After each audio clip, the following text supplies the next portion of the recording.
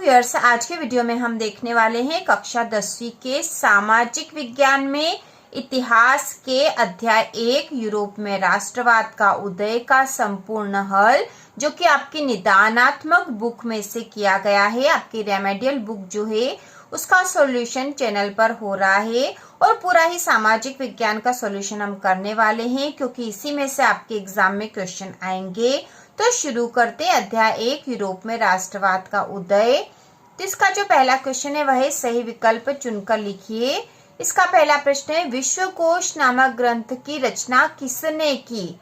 तो विश्वकोश नामक जो ग्रंथ था इसकी रचना की थी दिदरो ने। तो यह उत्तर आएगा दिदरो। इसके बाद दूसरा है जर्मनी में एकीकरण की आधारशिला किसने रखी? तो जर्मनी में एकीकरण की आधारशिला रखने वाले थे नेपोलियन बोनापार्ट। तो यह इसका उत्तर होगा। इसके बाद तीसरा है राष्ट्रवाद को चित्रों के माध्यम से दर्शाने वाला फ्रांसीसी कलाकार है। तो राष्ट्रवाद को चित्रों के माध्यम से दर्शाने वाला फ्रांसीसी कलाकार है फ्रेडरिक सारियू।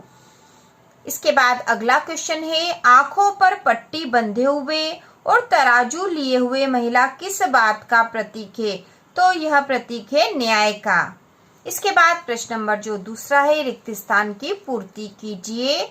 तो इसका जो पहला क्वेश्चन है वह हम देखेंगे। तो पहला जो क्वेश्चन है वह है राष्ट्रवाद की पहली अभिव्यक्ति सन में फ्रांसीसी क्रांति के साथ हुई। तो यहाँ पे आएगा सन 1889 में। राष्ट्रवाद की पहली अभिव्यक्ति सन 1889 में फ्रांसीसी क्रांति के साथ हुई। इसके बाद दूसरा है 1804 की नागरिक संहिता, जिसे आमतौर पर संहिता के नाम से जाना जाता है। तो इसे किस संहिता के नाम से जाना जाता है? तो इसे नेपोलियन संहिता के नाम से जाना जाता है। नेपोलियन संहिता 1804 की नागरिक संहिता, जिसे आमतौर पर नेपोलियन संहिता के नाम से जाना जाता है। इसके बाद तीसरा है फ्रांस का झंडा है। तो फ्रांस का झंडा तिरंगा है, तिरंगा। इसके बाद है चौथा राइनलैंड का डाकिया को कहा गया है। तो राइनलैंड का डाकिया नेपोलियन को कहा गया है, नेपोलियन को कहा गया है। इसके बाद पांचवा है पूर्वी और मध्य यूरोप के जागीरदारों की जमीनों पर खेती करते थे। तो पूर्वी और मध्य यूरोप के जागीरदारों की जमीनों पर खेती भूदास करते थे, भूदास। इसके बाद छठा है कपड़े नापने का पैमाना था। तो कपड़े मापने का पैमाना था एले, एले।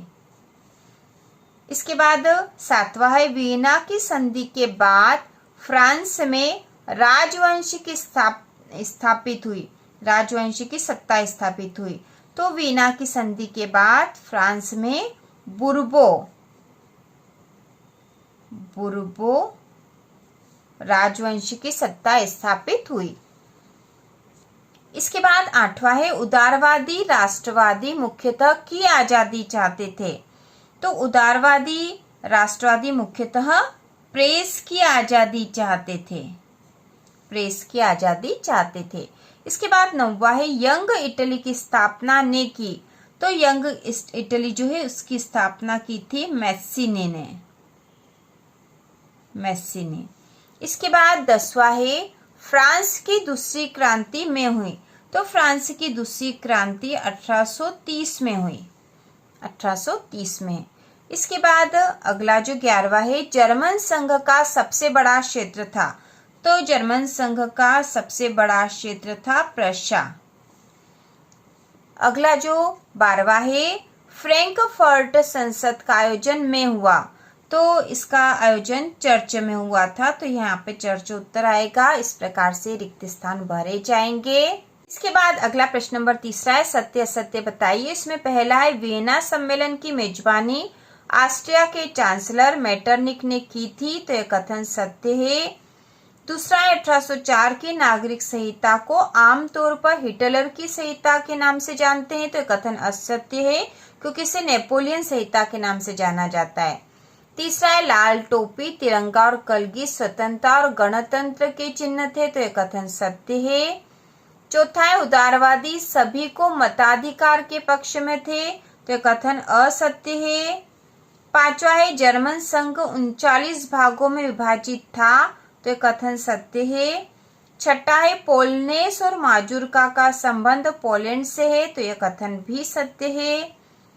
सातवां है यूरोप में महिलाओं और पुरुषों के बीच कोई भेदभाव नहीं किया जाता था, तो यह कथन असत्य है। आठवां है केसर विलियम प्रथम जर्मनी का पहला राजा था, तो यह सत्य है। नौवां है ला टालिया विक्टर एमेनुएल की पत्नी थी, तो यह असत्य है। और 10वां है इटली के एकीकरण में अंतिम बाधा रोम था, तो यह कथन सत्य है। तो आपको जो भी सत्य है उसके सामने सत्य लिखना और असत्य के सामने असत्य लिखना है। इसके बाद प्रश्न नंबर चौथा देखेंगे और यह है सही जोड़ी बनाइए। तो इसमें खंड क और ख दे रखे हैं। तो खंड क में है Johann Gottfried, Karol Kurpinski, Eugene Delacroix, Garibaldi, Bismarck और लॉर्ड बायरन। खंड ख में है England, Prussia, Italy, France, Poland और जर्मनी की जोड़ी हम बना देंगे। तो पहला जो है योहान गाटफ्रीड, इसकी जोड़ी बनेगी जर्मनी से संबंधित है। दूसरा है कैरोल कुर्पिसकी, यह है पोलैंड से। तीसरा है यूजिन देलाक्रोवा, तो यह फ्रांस से संबंधित है। गेरिबाल्डी जो है इटली से है, तो चौथे की जोड़ी यहाँ बनेगी। बिस्मार्क प्रशा से है, तो यहाँ जोड़ी बनेगी। और लॉर्ड बायरन जो है यह इंग्लैंड के हैं, तो यहाँ पे इसकी जोड़ी यहाँ से बनेगी। तो इस प्रकार से जोड़ियां बनेगी। इसके बाद अगला जो है सही जोड़ी बनाइए। इसमें खंड क और ख दे रखे हैं। तो खंड क में है नेपोलियन की पराजय, वियना संधि का सदस्य नहीं, जूसेपे गेरिबाल्डी, रक्त और लोह की नीति और मारियान की प्रतिमाएं। खंड ख में है नाविक, बिस्मार्क 1815, वाटरलू में राष्ट्रीय प्रतीक और अमेरिका। तो सबसे पहला जो है नेपोलियन की पराजय, यह 1815 वाटरलू में हुई थी, तो पहले की जोड़ी यहाँ बनेगी। दूसरे नंबर पे ही वियना संधि का सदस्य नहीं, तो यह अमेरिका है। तीसरे नंबर पे जूसेपे गैरिबाल्डी, तो यह नाविक है, तो यहाँ पे तीसरे की जोड़ी यहाँ बनेगी। चौथा है रक्त और लोह की नीति, जो कि बिस्मार्क की है, तो चौथे की जोड़ी यहाँ बनेगी। और मारियान की प्रतिमाएं, जो कि राष्ट्रीय प्रतीक है, तो पांचवे की जोड़ी यहाँ बनेगी। तो इस प्रकार से हम ये जोड़ियां बना देंगे। इसके बाद तीसरे नंबर पे भी जोड़ी दे रखी है, तो हम इसको जोड़ी बना लेंगे। तो सबसे पहली जो है टूटी हुई यहाँ पे आएगा, ठीक है। टूटी हुई बेड़िया, तो टूटी हुई जो बेड़िया है यह एक नए युग का सूत्रपात है, तो पहले नंबर की जोड़ी यहाँ बनेगी।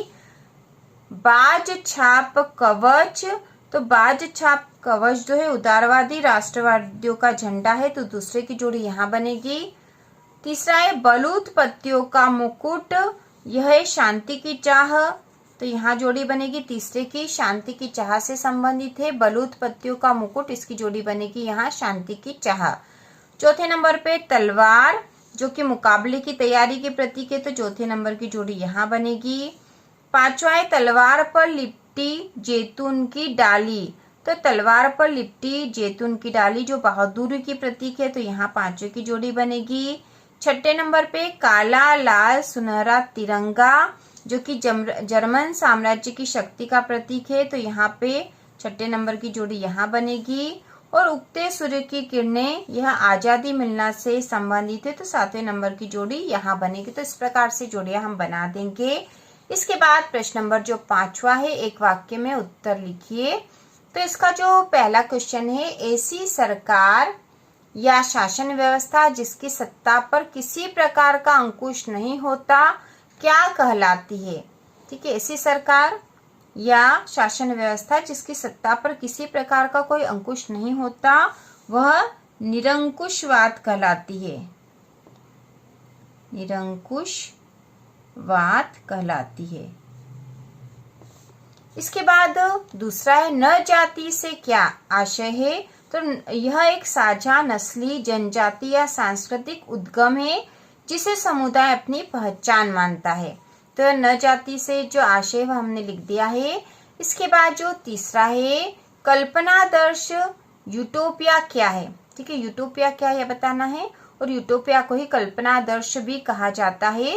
तो इसका उत्तर है कि एक ऐसे समाज की कल्पना जो इतना आदर्श है कि उसका साकार होना लगभग असंभव है, उसे कहा जाता है यूटोपिया या फिर कल्पनादर्श।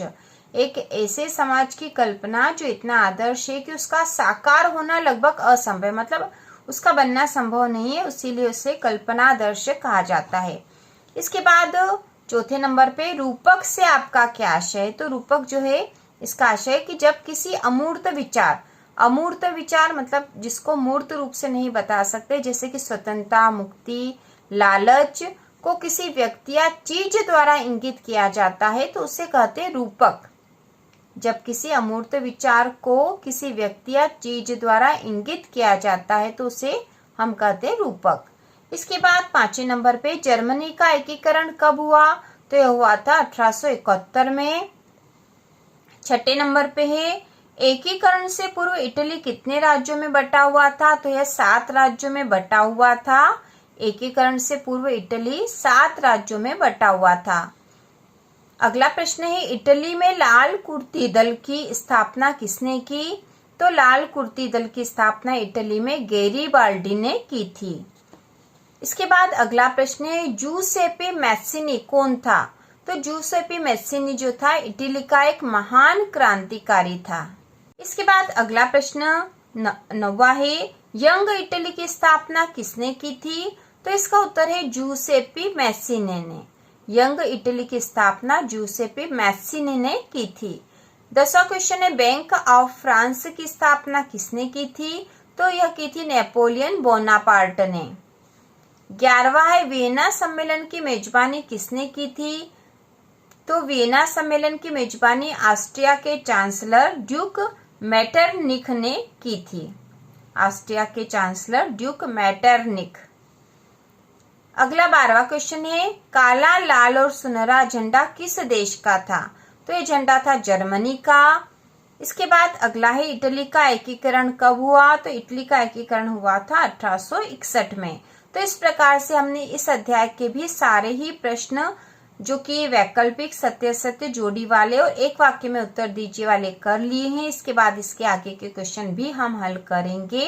तो इसी प्रकार के और वीडियो देखने के लिए, कक्षा 10वीं की संपूर्ण तैयारी करने के लिए चैनल को सब्सक्राइब कीजिए।